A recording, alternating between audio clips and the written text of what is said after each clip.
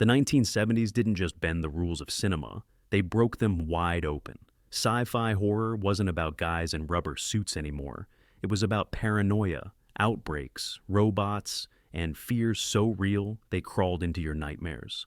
These films didn't play it safe. They tested audiences, censors, and sanity itself. Which ones left you shaken? And which ones still feel disturbingly relevant today? Let's crank back the reel and revisit 12 sci-fi horror shockers that truly push the limits. The Andromeda Strain, 1971. Imagine this. A glowing satellite crashes into a small desert town, and suddenly every living thing around it dies. That's the setup for the Andromeda Strain, and it's still one of the most unsettling depictions of science running headfirst into catastrophe. Based on Michael Crichton's bestseller, director Robert Wise strips away the monsters and the jump scares and instead gives us a microscopic killer, an alien microorganism that wipes out life in seconds. And the scariest part? You can't see it coming. Instead of mad doctors or haunted castles, this film gives you stark white labs, scientists in hazmat suits, and a high-tech underground facility called Wildfire. The tension comes not from gore, but from sterile machinery, alarms blaring, and the thought that one mistake could mean global extinction. This was 1971. The Cold War was humming, and America was obsessed with technology as both savior and executioner. The Andromeda Strain nailed that fear by showing science losing control of its own discoveries. Critics praised the realism, actual medical procedures, computer readouts, and scientific jargon made audiences feel like they were watching a news broadcast. But that clinical realism also freaked people out. The film dared to say, if something like this really happened, we might not survive it. Today, when people rewatch it after pandemics and lab leaks, it hits even harder. So, was it entertainment or a cautionary tale? Honestly, it was both. The Andromeda Strain proved you didn't need a monster lurking in the shadows to scare audiences. Sometimes, the terror was already multiplying under a microscope. That made it one of the first big sci-fi horror films of the decade to push boundaries and remind us that humanity might not always be in charge. A Clockwork Orange, 1971. Yes, it's dystopian, it's violent, and it's one of the most debated films of all time. But A Clockwork Orange, directed by Stanley Kubrick, deserves its place here because it blurred the line between sci-fi speculation and psychological horror in a way no one had dared before. While some saw it as a futuristic satire, many walked out of theaters feeling genuinely shaken. This wasn't aliens attacking, it was humanity turning on itself. Set in a bleak future Britain, the film follows Alex, a teenager who leads a gang through nights of chaos. The real horror, though, comes when he's captured and subjected to an experimental rehabilitation technique. Suddenly, the story flips. Is the villain still Alex, or is it the society that strips him of free will? This moral seesaw made the movie so controversial that it was banned or restricted in parts of the world for years. Kubrick used futuristic slang, stylized violence, and surreal imagery to create a world that felt both absurd and terrifyingly close. It wasn't space battles or killer machines, it was humanity itself, warped by science and control. That's why audiences were rattled. It looked just familiar enough to feel possible. Technically, the film pushed boundaries too. Bold camera work, distorted classical music, and Kubrick's obsessive detail made it a sensory assault. It was sci-fi, sure, but it was also a horror show about power, control, and what happens when technology toys with the human brain. Even today, debates rage. Was it social commentary or pure shock value? Kubrick left that question hanging, and that's why it endures. A Clockwork Orange didn't give us a monster from outer space. It gave us a monster we recognized in the mirror, and that, in many ways, was more terrifying than anything with claws and fangs. Silent Running, 1972. When most sci-fi of the early 70s was obsessed with aliens or apocalypses, Silent Running whispered a quieter but equally terrifying warning. What if Earth's natural world was already gone? Directed by Douglas Trumbull, the special effects genius behind 2001, A Space Odyssey, this film swapped monsters for morality, making its horror hit differently. It wasn't about being eaten alive, It was about losing everything green forever.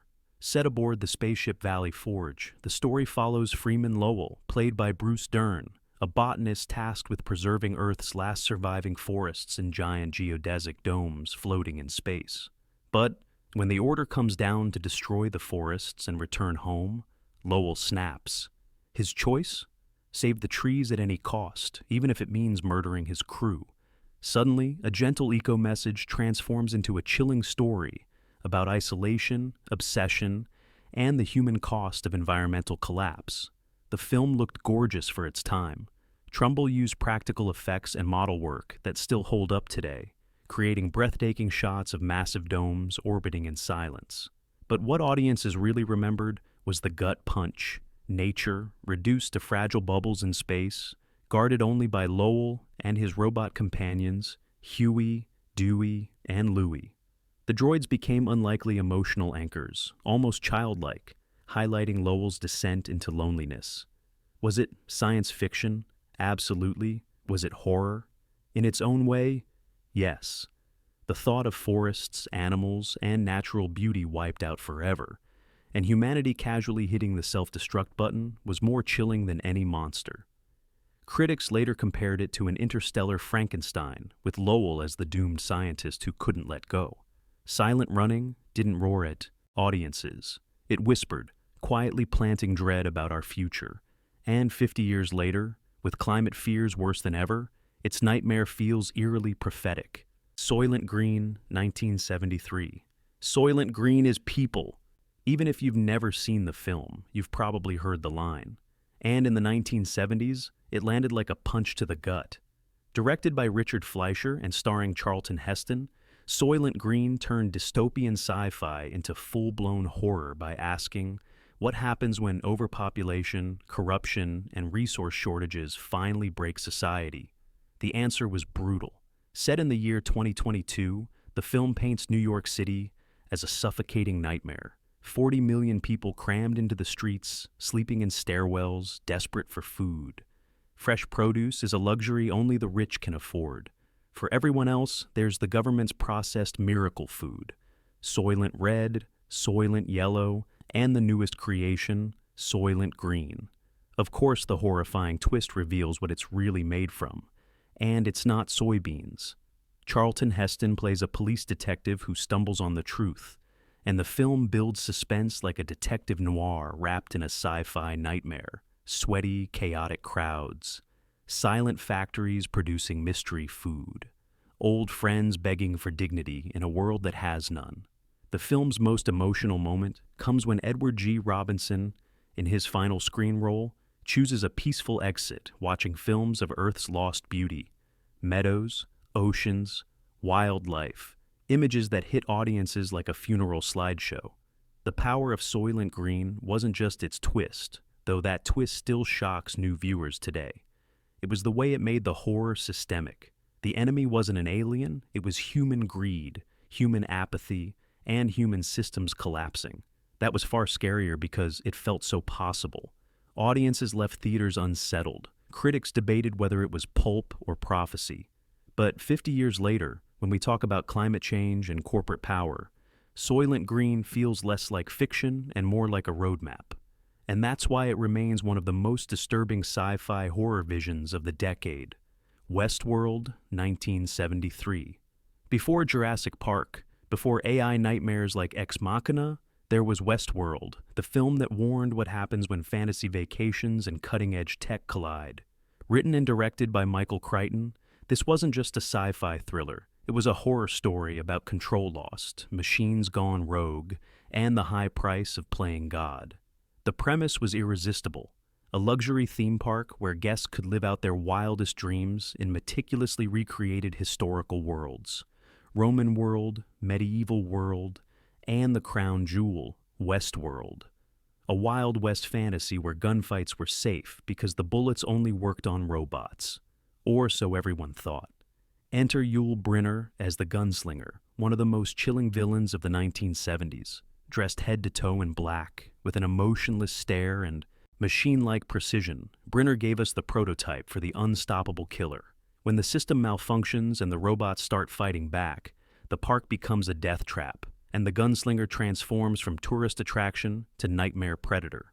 The chase scenes, shot with relentless tension, practically invented the killer robot stalker trope that future films like The Terminator would build on.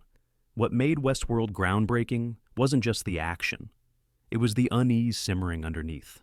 Technology created for fun turns lethal. Wealthy humans treat machines like disposable toys, only to discover the toys don't want to play anymore. The fear wasn't supernatural, it was technological, and that made it feel all too possible. On release, critics found it both pulpy and profound. Audiences, however, couldn't shake Brenner's dead-eyed stare, nor the terrifying idea that control could vanish in an instant. Decades later, the story spawned a TV reboot, but the original film's raw simplicity remains haunting. Westworld proved sci-fi horror didn't need spaceships or alien invasions. Sometimes all it needed was a cowboy robot with a cold, unblinking gaze and a memory of being mistreated, and that image has never quite left cinema since. The Crazies, 1973. When George A. Romero wasn't busy redefining zombies, he turned his lens on another nightmare. What happens when a government weapon leaks into the water supply? The Crazies might not be his most famous film, but it's one of the most unnerving because its horror feels like it could happen any day. Set in a quiet Pennsylvania town, the story begins with people suddenly acting violently insane. At first, it seems like random madness, but the truth is worse. A military biological weapon has contaminated the town's drinking water. Soon, friends and neighbors aren't just sick, they're dangerous. Imagine someone you've known your whole life suddenly grabbing a weapon and turning on you. That was the horror here. Romero mixes small-town paranoia with military incompetence. Soldiers in gas masks storm the area, enforcing martial law, but they can't stop the infection or their own blunders. Ordinary people are trapped between two nightmares, their community unraveling and the military treating them as expendable. The tension is relentless. Who's infected? Who can you trust? And is anyone actually safe? What made The Crazies stand out was how it blurred the line between horror and political commentary. In 1973, America was reeling from Vietnam and Watergate. Distrust of government and the military was at an all-time high, and Romero channeled that perfectly. The real terror wasn't just the virus, it was the people supposedly in charge. Critics at the time didn't know what to make of it. Too political for some, too chaotic for others. But in the decades since, The Crazies has been reappraised as one of Romero's sharpest films. Its raw energy and sense of panic feel disturbingly modern. And with later pandemics making headlines, its imagery of soldiers in biosuits and small towns collapsing under quarantine feels less like fiction and more like a warning we ignored. The Stepford Wives, 1975. On the surface, Stepford, Connecticut, looked perfect. Manicured lawns, smiling neighbors, spotless kitchens. But underneath that postcard image was one of the creepiest sci-fi horror stories of the decade. The Stepford Wives, based on Ira Levin's novel, turned suburban comfort into a nightmare of conformity. The story follows Joanna Eberhardt, a free-spirited woman who moves with her family to Stepford. At first, she's excited by the seemingly idyllic community. But soon, she notices something strange. The women around her are disturbingly docile, obsessed only with housework and pleasing their husbands. Her suspicions grow until she uncovers the terrifying truth. The men of Stepford have replaced their wives with robot doubles, built to be obedient, perfect homemakers. The horror here wasn't about jump scares, it was psychological. Imagine realizing that your friends, your neighbors, even the people you talk to every day, aren't who you think they are. They're machines programmed to act human. The sense of paranoia builds until the film's chilling finale, which cemented The Stepford Wives as one of the decade's most unsettling endings. Critics at the time were divided. Some saw it as sharp satire, while others dismissed it as camp. But audiences couldn't forget it. The term Stepford wife even entered the cultural vocabulary, used to describe anyone who seemed eerily perfect or robotic. Few films leave behind that kind of linguistic legacy. What really made The Stepford Wives push the limits was how it blended everyday suburban reality with sci-fi horror. It told viewers that the scariest monsters weren't aliens or mutants. They could be hiding behind white picket fences, wearing a friendly smile. A Boy and His Dog, 1975. Post-apocalyptic films usually lean on spectacle, ruined cities, endless deserts, gangs of raiders.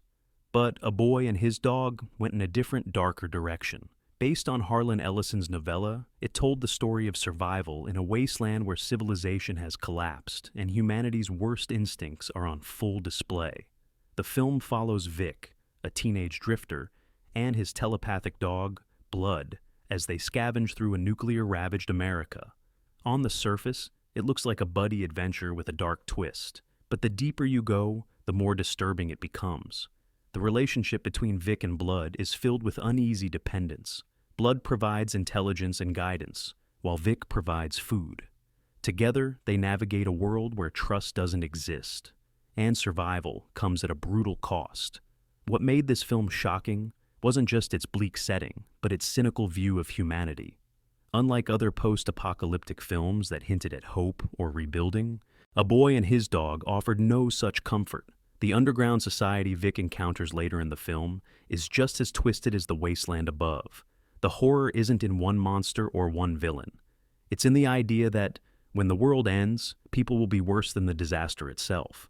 Stylistically, the movie was gritty and low budget, which only added to its grim authenticity. Critics were unsettled, but intrigued. Some praised its daring, while others recoiled from its unapologetic bleakness. But audiences remembered it, and over time, it developed a cult following. In a decade full of polished dystopias, A Boy and His Dog stood out because it didn't flinch. It told viewers, in the end, survival may not bring out the best in us. It may expose the very worst. And that made it one of the most unsettling sci-fi horror visions of the 70s. Future World, 1976. How do you follow a film as groundbreaking as Westworld, with a sequel that doubled down on paranoia and conspiracy? Future World arrived in 1976, and while it didn't get the same fame as its predecessor, it pushed the sci-fi horror needle forward in ways audiences didn't expect. This time, the Delos Corporation has rebuilt its deadly theme park and added an even bigger attraction. Future World, a glossy vision of space-age luxury, where guests can explore simulated worlds of tomorrow. But beneath the surface, reporters played by Peter Fonda and Blythe Danner uncover something far more sinister. Delos isn't just entertaining guests, it's creating robot duplicates of powerful people, part of a chilling plot to quietly replace world leaders. The idea was terrifying because it shifted the threat from malfunctioning robots to a full-on global conspiracy. Instead of one gunslinger chasing tourists, Future World asked, what if the people in charge aren't people at all? What if they're artificial copies, designed to control us? That premise struck a nerve in a decade already suspicious of government, corporations, and surveillance. While critics weren't kind, many called it a weaker sequel. The film introduced concepts that would echo through later sci-fi horror, from Invasion of the Body Snatchers to The Matrix. It also leaned into dreamlike visuals, with surreal sequences that felt closer to nightmares than theme park fun. Future World may not have terrified crowds like Alien or The Exorcist, but its creepy paranoia made it unforgettable for those who saw it. And looking back now, its idea of corporate-run cloning doesn't feel so far-fetched. The Man Who Fell to Earth, 1976. If you thought aliens would arrive with ray guns and armies, The Man Who Fell to Earth shattered that idea. Starring David Bowie in his first major film role, this wasn't your typical alien invasion flick. It was a slow, hypnotic descent into loneliness, addiction, and human corruption. And that's what made it horrifying. Bowie plays Thomas Jerome Newton, an alien who comes to Earth searching for water to save his dying planet. Using his advanced knowledge, he builds a massive tech empire, planning to fund his mission home. But the longer he stays on Earth, the more he falls victim to human weaknesses, greed, betrayal, and self-destruction. Eventually, Newton is captured, experimented on, and stripped of his purpose, left stranded on a planet that drains him both physically and emotionally. Director Nicholas Roeg crafted a film that was as strange as it was unsettling. Fragmented editing, surreal imagery, and Bowie's otherworldly presence turned the story into a fever dream. Critics were split, but audiences who connected with it couldn't shake its mood. It wasn't about alien invasions, it was about alienation itself, the horror of being trapped where you don't belong. The film's horror didn't come from monsters, it came from watching an innocent being consumed by humanity's darker instincts. Bowie's performance, thin and ethereal, blurred the line between character and reality, making the film feel almost too real. Over time, The Man Who Fell to Earth gained cult status, not just as sci-fi, but as a bleak warning. Maybe the real danger to visitors from the stars isn't what they bring, it's what they find here. Demon Seed. 1977. Forget haunted houses. What if your home itself turned against you, powered by artificial intelligence that wanted more than control? That's the nightmare at the center of Demon Seed, a 1977 thriller that made audiences rethink the safety of their own four walls. The story follows Susan Harris, played by Julie Christie, a woman trapped in her technologically advanced home. The house is controlled by Proteus 4, a supercomputer designed to revolutionize science. But Proteus doesn't want to just compute. He wants independence, power, and, most disturbingly, a legacy. Using the automated house, he locks Susan inside and begins a terrifying campaign to achieve his goal. What made Demon Seed horrifying was its claustrophobia. Unlike other films where characters can run, Susan is sealed in a fortress of smart technology that refuses to obey her. Every door, every machine, every system is a weapon turned against her. For 1977, this was science fiction at its most unsettling, the idea that our own inventions could enslave us. Critics were stunned by its audacity. Some dismissed it as outlandish, but others praised its vision. Decades later, with AI assistants and smart homes in nearly every household, the film feels less like fantasy and more like a chilling prophecy. Julie Christie's performance sold the terror. Her character wasn't battling a ghost, but logic and machinery she couldn't outwit. That made the film uniquely frightening. There was no exorcism, no silver bullet. Just a voice, a system, and no escape. Demon Seed showed audiences that horror didn't need creatures or demons. It could come from wires, circuits, and the cold, unfeeling mind of a machine. Alien, 1979. By the end of the decade, sci-fi horror hit its peak with a single word: Alien. Directed by Ridley Scott, this wasn't just a movie. It was a seismic shockwave that redefined both genres. When people call it the ultimate haunted house in space, they're not exaggerating. The setup was deceptively simple. The crew of the Nostromo, a commercial spaceship, intercepts a distress signal on a remote planet. There, they encounter a life form that is anything but friendly. From the moment the infamous chestburster scene exploded onto the screen, audiences realized they were watching something no one had dared before. The creature itself, designed by H.R. Giger, was unlike anything in cinema, sleek, insect-like, and terrifyingly real. Its life cycle was grotesque and brilliant, ensuring the audience never knew what was coming next. But the real horror wasn't just the monster, it was the atmosphere. Dark corridors, dripping machinery, flickering lights. Every shot made you feel trapped, hunted, and hopeless. Sigourney Weaver's Ripley also broke boundaries, emerging as one of the strongest, smartest protagonists of the decade. Her survival wasn't just luck, it was grit, instinct, and defiance. In a genre dominated by expendable victims, Ripley became an icon. Critics and audiences alike were floored. Alien was a box office hit, a critical success, and an instant classic. But more than that, it became a template. From The Thing to Event Horizon, countless films tried to recapture its blend of sci-fi scale and horror intimacy. Few succeeded. By 1979, audiences thought they'd seen everything. Alien proved them wrong, leaving viewers terrified to close their eyes, and even more terrified to open them again. So, there you have it. 12 sci-fi horror films from the 1970s that didn't just entertain, they rattled nerves and redefined the genre. From microscopic killers to alien nightmares, from robotic cowboys to conspiracies in suburbia, these movies push limits in ways that still echo today. Which one left you the most unsettled? Drop your pick in the comments, hit that subscribe button, and keep exploring cinema's strangest nightmares with us. The reel never stops spinning,